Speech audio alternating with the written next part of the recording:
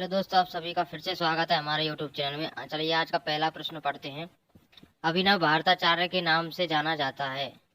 अभिनव भारताचार्य के नाम से किसे जाना जाता है, या फिर आपसे ये भी पूछ सकता है कि अभिनव भारताचार्य की उपाधि किस शासक को प्रदान की गई है। वो है मेवाड़ के महाराणा कुंभा, जो राजनीतिक में विद्वान थे ही, साथ ही साथ वो सांस्कृतिक क्षेत्र में भी निपुण थे। सवाल है, खानवा का युद्ध कब हुआ। खानवा का युद्ध हुआ 1527 को। यदि डेट भी पूछी जाए तो 16 मार्च 1527 को खानवा का युद्ध हुआ।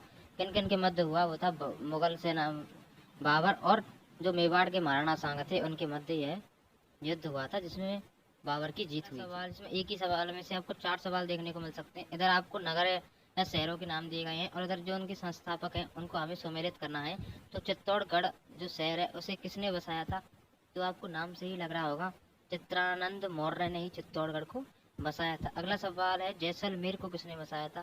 तो आप यह नाम से ही देख सकते हैं, भाटी जैसल, इनके नाम पर ही जैसलमेर पड़ा था, तो इनको इन्होंने बसाया था। तो आप यहाँ देख सकते हैं डूंगरपुर, यहाँ पर ये नाम आ रहा है डूंगर सिंह, तो ये देखिए डूंगरपुर। और जो जहाजपुर बचा है वो है राजा जन्मजय। लेकिन जहाजपुर कहाँ है, किस जिले में है, जहाजपुर है भीलवाड़ा जिले के अंदर। उत्तर तोताद्री नाम से प्रसिद्ध तीर्थ स्थल है गलता, पुष्कर, कोलायत, बेणेश्वर। गलता है जयपुर में, पुष्कर है अजमेर में, कोलायत है बीकानेर जिले के अंदर और बेणेश्वर है डूंगरपुर जिले के अंदर। तो यहाँ पर हमसे पूछा गया उत्तर तोताद्री नाम से प्रसिद्ध तीर्थ स्थल जो है वो है गलता, जयपुर वाला। तो ये प्रसिद्ध क्यों है यहाँ पर गलता जी में, यहाँ पर कुल टोटल 7 कुंड है, जिनमें से एक कुंड है जिसको हम बोलते हैं गलता कुंड, जिसमें ऐसा बोला जाता है कि कभी भी इसका पानी खत्म नहीं होता है और मकर संक्रांति के दिन यहाँ नहाने से काफ़ी फायदा मिलता है। को मिलते हैं। इधर पर्वत चोटी दी गई है और इधर ये किस जिले के अंदर है वो दिए गए हैं। चलिए इनको मिलाते हैं। तो शेर चोटी जो है नाम से ही लग रहा होगा, ये सिरोही जिले के अंदर है। अगला है जयगढ़, जयगढ़ से जय और जैसे जयपुर, तो ये जयपुर के अंदर है। रघुनाथगढ़, यहाँ पर आपको नाम से लग रहा होगा, ये सीकर के अंदर है। और कुंभलगढ़ जो है वो राजसमंद के अंदर है। यहाँ पर एक ही क्वेश्चन से 4 क्वेश्चन कंप्लीट हो गए, अर्थात आपके यहाँ पर एक ही वीडियो में 20 से अधिक प्रश्न आपको देखने को मिल रहे हैं। इसलिए आप वीडियो अच्छी लगे तो वीडियो को लाइक शेयर जरूर कर दीजिएगा और चैनल को सब्सक्राइब भी कर लीजिए। कमाल साकर खान का संबंध है कमायचा वादन से, खड़ताल से, ढोलक से या सारंगी से। कमाल साकर खान का संबंध किस वाद्य यंत्र से है, यानी किस वाद्य यंत्र में कमाल साकर खान जी निपुण थे, तो वो थे कमायचा वादन से, जिनसे इनको पद्मश्री से सम्मानित भी किया गया था। जसनाती संप्रदाय की पीठ कहाँ स्थित है। जसनाती संप्रदाय की पीठ कतरियासर में है। और कतरियासर किस जिले के अंदर पड़ता है, कतरियासर पड़ता है बीकानेर जिले के अंदर। निम्न में से कौन सा भीलों का एक खेल नृत्य है, गबरी, गैर, घूमर या नेजा। इन चारों में से कौन सा नृत्य है जो भीलों के लिए एक खेल नृत्य है, वो है नेजा नृत्य, जो स्त्री और पुरुष दोनों के द्वारा ही किया जाता है। और आपसे पूछा जाए कि नेजा नृत्य कब किया जाता है, तो वो किया जाता है होली के तीसरे दिन यह नृत्य का आयोजन किया जाता है। पंचेड़ा गीत के रचयिता कौन है, अर्थात पंचेड़ा गीत की रचना किसने की थी, तो वो है माणिक्यलाल वर्मा जी ने ही पंचेड़ा गीत की रचना की थी। यहाँ पर आपको 4 क्वेश्चन फिर से कंप्लीट होंगे।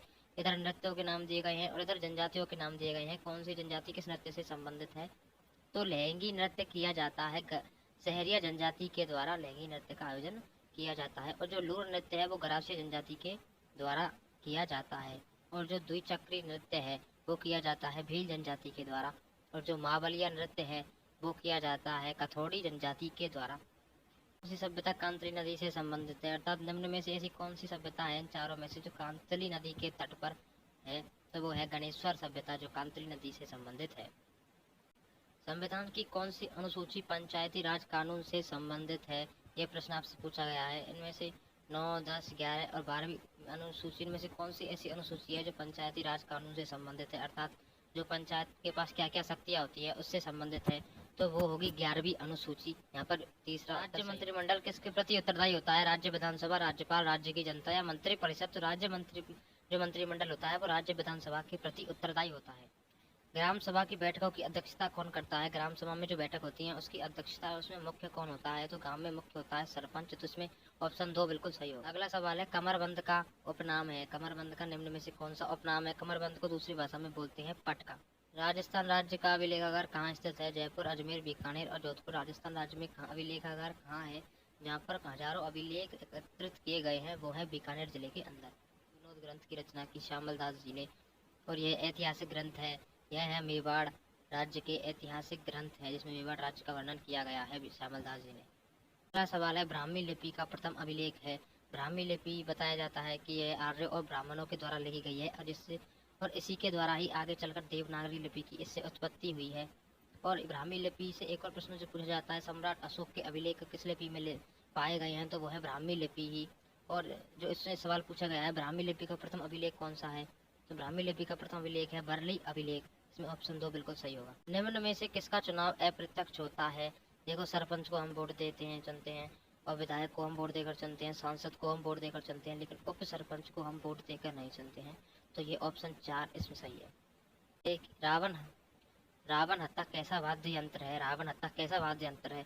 तो सुशिर वाद्य यंत्र, अर्थात जिसे फूंक देकर बजाया जाता है, वो सुशिर वाद्य यंत्र है। तत् वाद्य यंत्र जिसमें तार होते हैं, तो रावण हत्ता में कुल 9 तार होते हैं। आपसे ये भी प्रश्न पूछा जा सकता है कि रावण हत्ता में कितने तार होते हैं, तो 9 तार रावण हत्ता में होते हैं, और जिसमें तार हैं तो वो हो गया तत्वाद्य यंत्र। तो दोस्तों, यदि आपको वीडियो अच्छी लगी हो तो वीडियो को लाइक से जरूर कर दीजिएगा। Thank you.